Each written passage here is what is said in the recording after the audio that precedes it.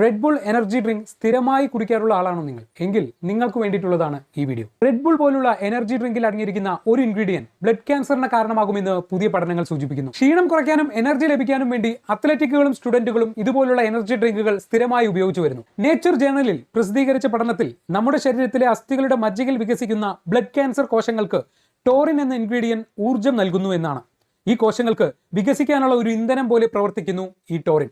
ഇതുപോലുള്ള energy ഡ്രിങ്കുകളുടെ ingredients പരിശോധിച്ചാൽ അവയിൽ ടോറിൻ എന്ന ഇൻഗ്രീഡിയന്റ് കാണാൻ സാധിക്കും. നമ്മുടെ ശരീരം സ്വാഭാവികമായി ഉൽപ്പാദിപ്പിക്കുന്ന ഒരു അമിനോ ആസിഡ് ആണ് ടോറിൻ.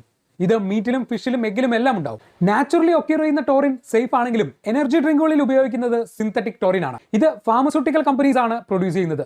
റെഡ് ബുള്ളിന്റെ ഒഫീഷ്യൽ വെബ്സൈറ്റിലും ഇത് പബ്ലിഷ് ചെയ്തിട്ടുണ്ട്. ഇത് റെഡ് ബുൾ എനർജി ഡ്രിങ്കിൽ മാത്രമല്ല, മറ്റു പല എനർജി ഡ്രിങ്കുകളിലും ഈ ഇൻഗ്രീഡിയന്റ് കാണാൻ സാധിക്കും. നേച്ചർ ജേണലിൽ പ്രസിദ്ധീകരിച്ച മുഴുവൻ റിപ്പോർട്ടും നിങ്ങൾക്ക് കാണാം. നമ്മുടെ വാട്സ്ആപ്പ് ചാനലിലും അതുപോലെ തന്നെ ഇൻസ്റ്റാഗ്രാം ചാനലിലും ഇതിന്റെ ലിങ്ക് അവൈലബിൾ ആണ്. തുടങ്ങാം നമുക്കൊരുമിച്ച് ഒരു പുതിയ campaign. Let's start A new campaign together.